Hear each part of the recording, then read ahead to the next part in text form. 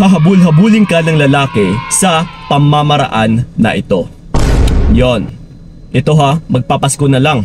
Baka ikaw pa itong panay habol ng habol sa partner mo na lalaki. Yes.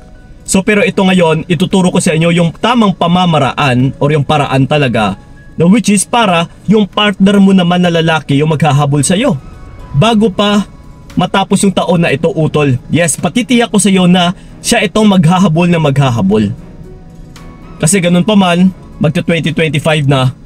Pero baka wala namang magbabago sa relationship ninyo. Baka ikaw pa rin itong panay habol ng habol sa partner mo.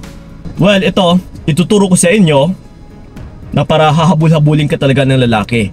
Bilang isang lalaki na rin, utol, na mas hinahabol pa namin yung ganitong klase na babae sa katangian na meron sa sasabihin ko. Kundi ito, hindi na tayo magpapaligoy-ligoy pa. Walang iba kundi yung mga high value woman. Okay? Masasabi mo ba sa sarili mo na high value woman ka? Mako-consider mo ba yung sarili mo as a high value woman? Kasi may mga ngilan-ngilan na mga kakilala ko, and then sa mga nakakausap ko na rin, yung iba is nagsasabi sila na high value woman daw sila. Pero still, habol pa rin sila ng habol sa mga partner nila na lalaki. So paano natin masasabi na high value woman ka kung habol ng habol ka lang din naman? Kasi yung isang high value woman ay hindi po gawain na maghabol. Kasi sa pangalan pa lang na high value is alam mo yung halaga mo sa sarili mo. High value ka, utol, pero maghahabol ka? Actually, yung mga naghahabol is mga cheap po ito na mga tao. So the more ka na maghahabol is the more ka ring mawawala ng halaga sa partner mo.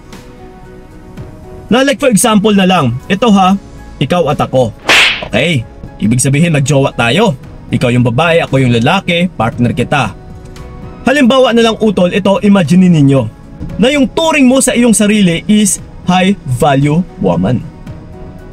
Pero nung time na binabaliwala kita, sinahayaan kita, hindi kita pinapansin, then naghahabol ka sa akin, ano ngayon yung maituturing ko sa'yo?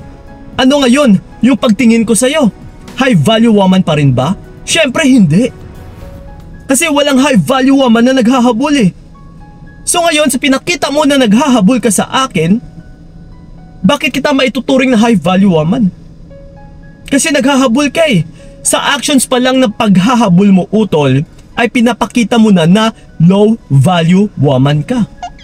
So let's say kahit sabihin pa natin na high value woman ka, is kapag ganito yung pinapakita mo na habol ka ng habol, ay talagang mas lalong bababa lang yung pagtingin ng lalaki sa'yo. Mas lalo lang bababa yung pagtingin ko sa'yo. Na uy, ano ba to? Akala ko high value woman to, pero habol ng habol.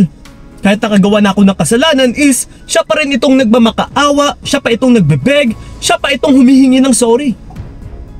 Then, ibig sabihin, utol, ay mas magagarantiya pa natin na hindi ka talaga high value woman. Makikita po ito sa actions mo eh. Diba? Kahit isipin na lang natin, may high value woman ba na tao na naghahabol? Wala. Then paano kita hahabol-habulin? Hana ikaw mismo is naghahabol na.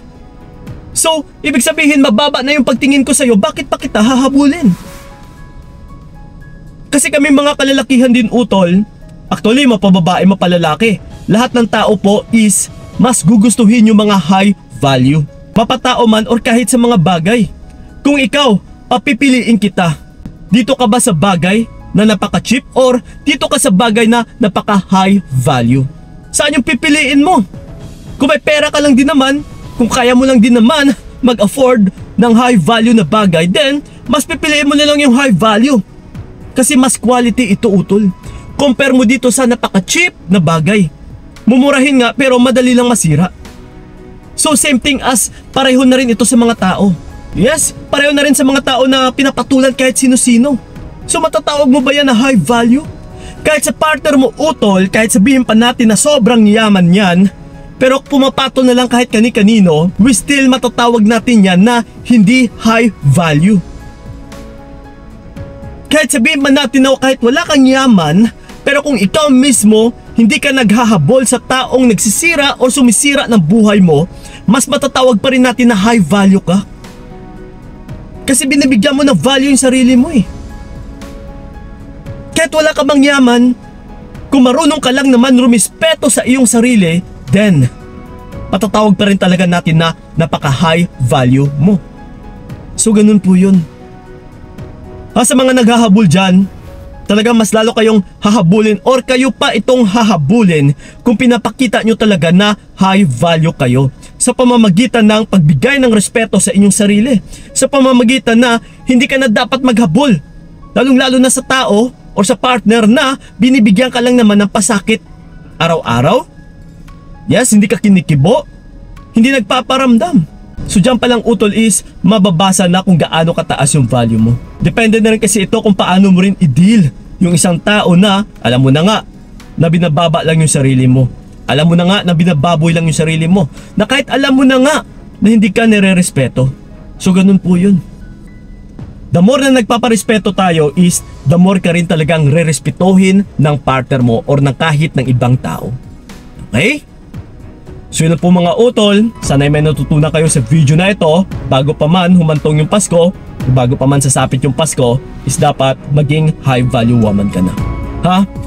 So yun po, sana'y nakatulong yung video na ito. And then mag-enjoy kayong lahat ha. Merry Christmas pala sa inyong lahat dyan. Yes, kita-kita tayo bukas ulit hanggang sa susunod pa na taon. So stay healthy lang po sa lahat-lahat. Stay safe. And then sana makamit nyo na yung mga pangarap ninyo sa buhay ninyo. Okay, at saka magiging strong person na. Ha? Sunod po mga utol, maraming salamat talaga. So ingat kayo. God bless and babush! Ayoko na rin magtiis, ayoko na sasakit. Mas mabuti nang bitawan ka para wala nang pait. Hanggang dito na lamang kung nakayanan ko nakawala.